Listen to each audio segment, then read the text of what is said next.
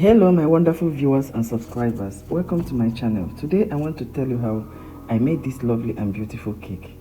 A client gave me this cake, this particular one to make, but I couldn't see everything around the cake, but I tried as much as possible to make it have a resemblance. Before I go ahead with the story, let me show you how I made the bow tie. Okay, for the bow tie I rolled out my fondant, cut out all the excess and then folded it into two just to get the middle.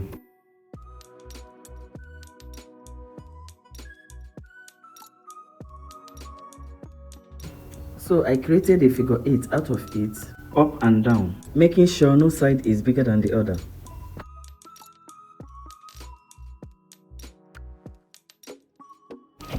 After cutting and trimming, I started with the middle. From the middle, I created a letter M, okay? A letter M letter, okay? Take note of that. And then I flip it over and created another M on the other two sides, okay? Now I tried to wear it to match the one I did at the middle. Now this was possible because after making the middle, I turned it upside down before creating the one of the two sides.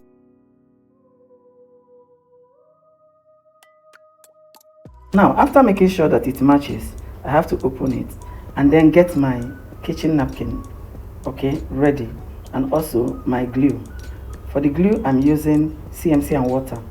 So I got my kitchen napkin, folded a little and fold it into two so that it will be big enough to give me the kind of hole I wanted.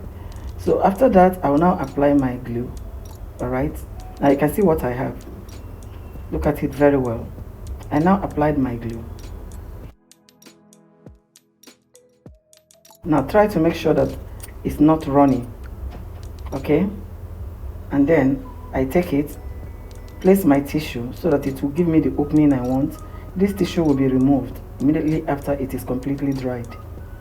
Now I went ahead to place my napkin, that is the tissue paper. Alright, then after placing I close up. Remember I've already applied glue. I close up. Okay, the same thing I'm going to do the other way.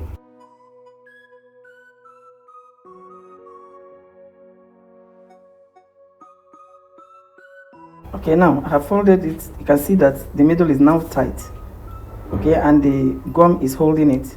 So I take just one piece from those pieces I cut out when I was trying to get a straight line, and then I will use it as a belt, to hold the middle finally.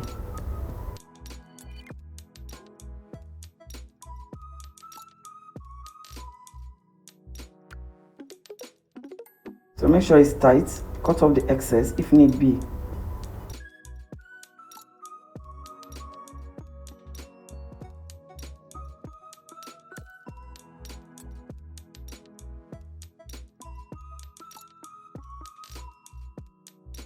So this is what I've got. You can see how beautiful it's looking. Now keep it aside for at least 2 days to dry before you can use it on your cake, okay? So the next one I'm going to be making now is macarons. I'm going to teach how I made the sugar macarons, okay, the fondant macarons. So I rolled out a thick fondant and placed a piece of cling film on top and then cut.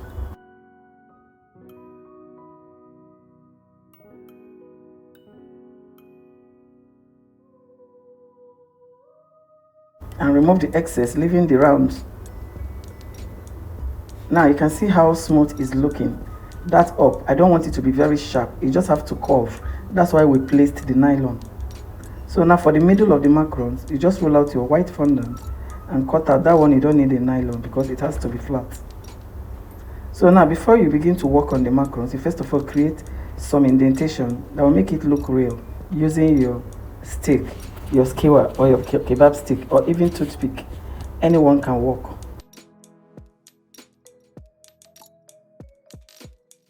So this is what I did on the both side, not on top but down side of it.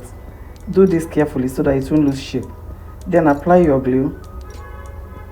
Place the white one which is serving like a royal icing, and then cover it, and that is how my macarons was made for that cake, okay? So that's the macaron. You can see it's looking very nice, looking as if it's even original one. Now the next one is the candy. this sweet candy that normally have a swirl line, that is swirl colors. Okay, so what I did was to make some elongated cones with my fondant using pink and white. Okay, I know every one of you that is a cake designer already know how to make a cone. So after making the cone, just arrange it the way you are watching me doing it now. Okay, and you continue to arrange it like that until you fill up the space. The whole thing goes round. As you are doing it, make sure you're alternating it. When you place your white, you add pink, you place white, you add pink, just like that. Even what we are doing, you can use it for other designs on your cake making. It will come out very beautiful too. But the reason why I'm doing this particular one is to show you how to make the candy. Now you continue with your hand, arrange it in a way it will just curve like that. Okay, and after everything, you just take your rolling pin and then roll on top.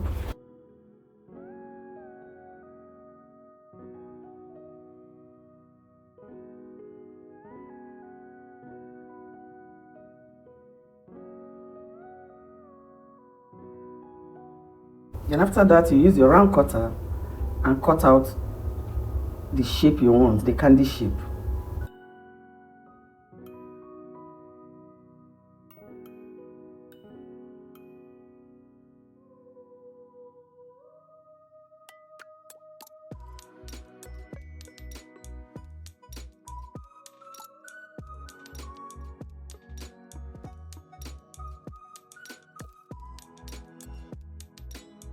And that is what I have. So next, you just dip your skewer, whatever you want to use to insert, into your edible glue and then insert your skewer. And when you insert, try to arrange it back so it will be pure round. So this is what I've got. Both back and front will give you the same design, and your candy is ready. Now let me continue with my story. You know, when you are given a picture of a cake to duplicate, to make exactly the type of cake, you can only see the front of that cake, but you cannot see the back. That is my case here. So normally I cover my cake, you know, the way it should be. Applied some pearls, that is a bead, so this is sugar beads on top. Then I steam the cake, and now my bow, I arrange it. Even my princess crown, I arranged it also. Then I put in some flowers, just like I saw on that cake. Then I also saw something like cupcake, even though they are not visible. So I tried arranging this cake. At the end of the day, I still took a look at the picture. Something is missing. It's not giving me that colorful look. So I now decided to now change the colors on the cupcake. So I changed the color, and then I inserted those macarons that I just showed you how to make. And then I sent it back to the cake to see what it will look like. On getting to the cake, I noticed that it's actually bringing out the color, and I was happy. So I continued. Now the rest of the things at the back of the cake I did not see, but I know that a lot of things are on top which I don't even know. So I decided to do them my way. I made some sugar flowers, that is fondant flowers, placed there, and fondant love shapes I placed. Okay. And after placing it, I noticed that it's actually nice. I now inserted my candy, the candy that I made.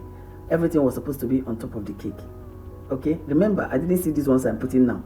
They are carrying a different design, which I cannot know ordinarily, because I was looking, but I couldn't notice what is at the back, outside the roses.